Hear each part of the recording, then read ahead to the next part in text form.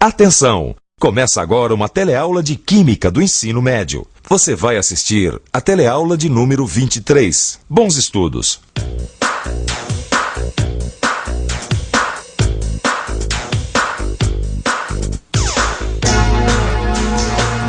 Sabe que antes eu não ligava muito, não? Mas depois que eu comecei a trabalhar aqui, eu passei a observar todos os tipos de aço que eu vejo. As paredes dos elevadores modernos, por exemplo, são quase todas de aço. As vitrines das lojas também têm bastante desse metal. Quanto mais coisa de aço eu vejo, mais orgulhoso eu fico do meu trabalho. Como bom profissional, eu sempre quis e continuo querendo saber tudo. Um dia eu vi no meio da sucata um objeto de metal como esse. Olha só, eu vi que era de aço, mas tinha uma casca brilhante que estava saindo como essa. Aí eu pensei, que negócio é esse que está descascando? Você sabe qual a resposta? Não? Pois hoje você vai ficar sabendo que essa casquinha brilhante tem tudo a ver com a proteção do ferro. Nessa teleaula você vai ficar conhecendo diversas maneiras de proteger o aço. A cromeação, a niquelação, a estanhagem, a zincagem e um método onde o alumínio é usado como metal de sacrifício. Agora eu vou dar uma passada lá na banca do Clóvis justamente para conversar sobre este assunto. E ele está tão curioso como você. Vamos nessa?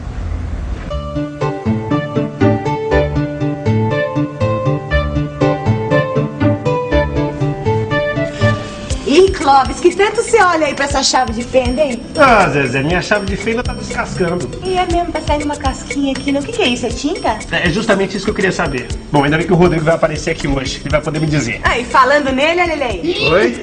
Oi, Rodrigo. Rodrigo, que negócio é esse que tá descascando aqui na minha chave de fenda? Tá vendo? É que nem o objeto de metal que eu mostrei. Sabe o que é isso? Cromeação mal feita. Opa! Cromeação. Esse negócio é novo. Pode explicando direitinho. É o seguinte. Na maioria das vezes fica muito caro fazer certos objetos usando aço de ótima qualidade. Então, o que eles fazem? Usam um aço mais barato e, para não enferrujar, cobrem com uma camada de crômio. Ah, quer dizer que fazer cromeação é cobrir o aço com uma camada de crômio. Exatamente. Aí fica mais brilhante e bonito. E o que é mais importante, não enferruja. Mas o que adianta cobrir com uma camada de crômio se descasca depois? Ih, bela proteção.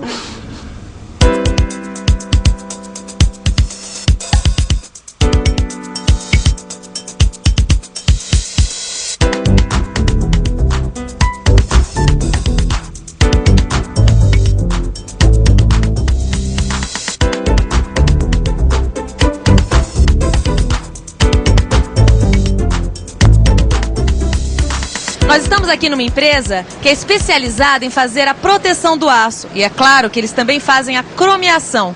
Para esclarecer algumas dúvidas sobre isso, vamos conversar aqui com o gerente, que é o senhor Marcos. Por favor, é verdade que a cromeação sempre descasca? Não. Quando isso acontece, é porque o serviço foi mal feito. Às vezes uma peça que vai ser cromeada pode estar suja de óleo ou ter um pouquinho de ferrugem. Aí a cromeação não fica boa e descasca com o tempo. É verdade que o crômio é mais difícil de grudar no aço? É verdade sim. E o níquel, por exemplo, gruda muito mais fácil no aço.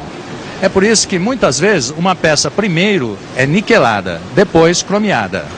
Quer dizer que o objeto passa primeiro pela niquelação e depois pela cromeação, é isso? Isso mesmo. A cromeação vai bem melhor em cima de uma coisa já niquelada. E o níquel é tão prateado quanto o crômio? Não, o níquel é meio amarelo. Você, é claro, já viu uma chave, não viu? Todo mundo já viu. Uma chave, normalmente, ela é niquelada e depois cromeada. Aquela camada de cima prateada é o crômio.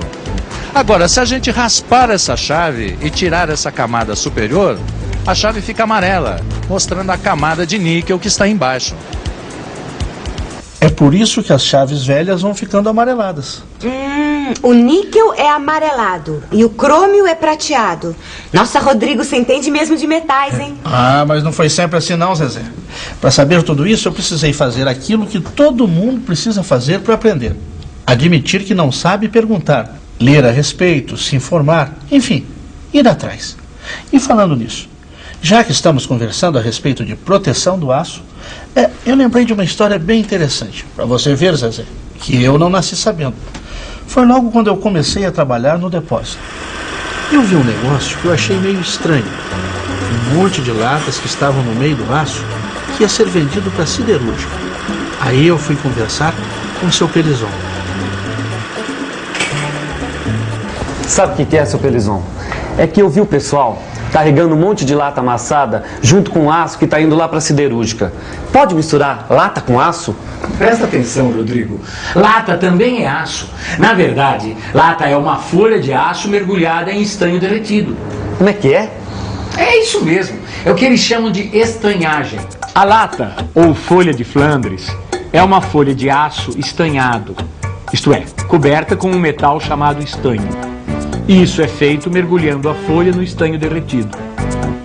As latas de óleo e latas de conserva, por exemplo, são todas cobertas com estanho. Por essa eu não esperava. Quer dizer que a lata é feita de aço recoberta com estanho. Mas por que estanho? É muito simples. O estanho não sofre o ataque da água. Por isso, ele protege o aço. Agora eu estou me lembrando de uma coisa que eu sempre ouvi falar.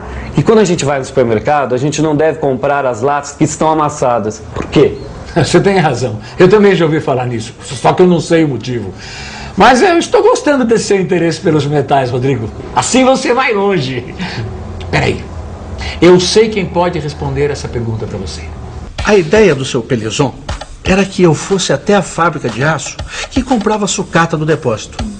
Ele achava que, além de resolver minhas dúvidas sobre a lata, eu ia aprender um montão de coisas importantes para a minha profissão. Entender todo o processo de utilização do metal usado, essas coisas. E foi assim que eu fiz a primeira das muitas visitas à fábrica e também foi assim que conheci o engenheiro Enio, que hoje é um grande amigo meu. Bom, você já sabe que a lata é folha de aço revestido de estanho e que o estanho é metal resistente ao ataque da água, não sabe? Já. Mas o que eu quero saber é por que a gente não deve comprar lata amassada. Isso é muito simples. Quando a lata é amassada, o revestimento de estanho pode trincar. Aí o que acontece?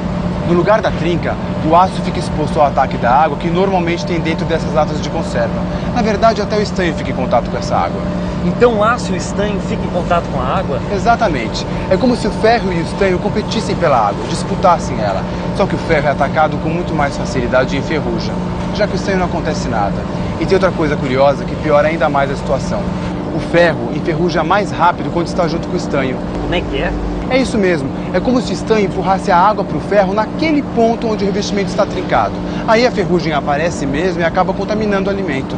É por isso que a gente não deve comprar lata amassada. Essa ferrugem pode chegar a furar a lata? Claro, pode. É só uma questão de tempo. Puxa. Muito bem. Nós já vimos várias maneiras de proteger o aço. A cromeação, a aniquilação e a estanhagem. Mas será que ainda existem outras? Era exatamente isso que eu ia perguntar para o Rodrigo agora. Rodrigo, existem outras maneiras de proteger o aço? Eu ia falar nisso agora. É claro que existe. Você nunca ouviu falar em chapa galvanizada? Calma aí, gente. Chapa galvanizada? O que é isso? Você nunca ouviu falar em galvanizar? E você, não sabe o que é galvanização? Galvanizar é cobrir um metal com outro, mediante processo elétrico. A chapa galvanizada nada mais é do que uma folha de aço que passou pelo processo de galvanização. Quer dizer, ela é mergulhada numa solução que conduz eletricidade. E graças a essa condução elétrica, a folha de aço fica recoberta por partículas de outro metal. É muito comum as pessoas chamarem esse revestimento de zinco de galvanização. Mas a verdade é que a galvanização pode ser feita com vários tipos de metais. Um bom exemplo da galvanização com zinco são as carrocerias de caminhão, que são zincadas para evitar a ferrugem. Me diga uma coisa, Rodrigo. Por que a chapa galvanizada não enferruja? O zinco não é que nem o estanho, que não é atacado pela água? Não, pelo contrário. O zinco é mais facilmente atacado que o ferro, tanto pela água como pelo oxigênio. Então eu não estou entendendo mais nada. Calma que você vai entender. E você também. Quer ver só? Essa história do zinco não tem segredo nenhum. Quando o zinco entra em contato com o oxigênio, forma logo uma camadinha muito fina de óxido de zinco sobre o metal. Essa casquinha de óxido é transparente e a gente quase não enxerga, mas ela é muito resistente e fica sobre todo o metal. Assim, ela funciona como uma proteção. Se a gente tivesse que escrever essa reação, seria o seguinte: zinco mais oxigênio dá óxido de zinco. Sem essa camada de óxido, o zinco também é atacado pela água. E essa reação entre o zinco e a água dá um composto chamado hidróxido de zinco. Vamos escrever: zinco mais água dá hidróxido de zinco mais hidrogênio. Entendeu? Entendi. O metal puro é atacado pela água. Só que o metal puro em contato com o ar forma logo o óxido de zinco. E o óxido de zinco é muito resistente e protege o metal de novos ataques. Agora tem uma coisa que eu não entendi. Como é que a água ataca o metal? Esse é o Clóvis, sempre com uma pergunta nova na ponta da língua. Você também deve perguntar sempre. É assim que se aprende. Hora de ver como a água ataca o metal.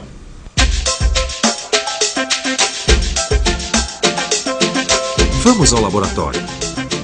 Veja só. Temos aqui pedacinhos de zinco mergulhados na água. Este zinco foi tratado para retirar a camada de óxido de zinco. Os pedacinhos de zinco limpo estão dentro de um recipiente fechado que só tem essa saída que vai dar nesse tubo de ensaio. Vamos ver o que está acontecendo aqui com o zinco e a água. As partículas do zinco se ligam tão fortemente com as partículas da água que a água acaba se quebrando, liberando assim o hidrogênio, que é um gás. Lembra da reação zinco mais água dá hidróxido de zinco mais hidrogênio? Muito bem. O gás hidrogênio, liberado pela reação, sai da água, atravessa a conexão e chega até o tubo de ensaio.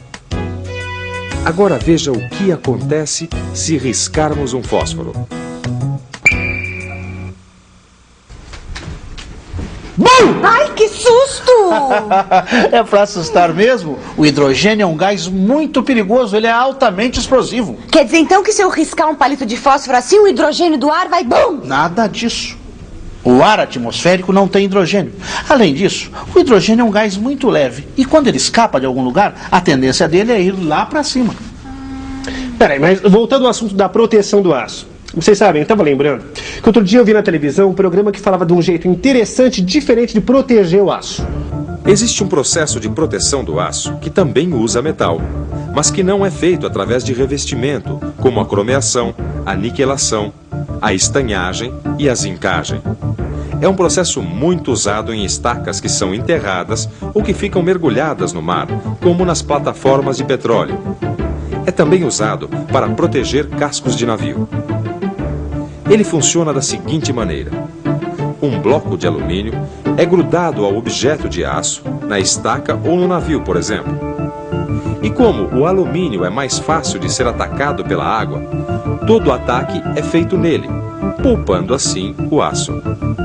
Bom, nesse processo, o alumínio é chamado de metal de sacrifício. É verdade, eu já ouvi falar nesse processo. Mas falando em sacrifício, a gente já aprendeu bastante coisa hoje, não é? Então, que tal dar uma olhada na revisão?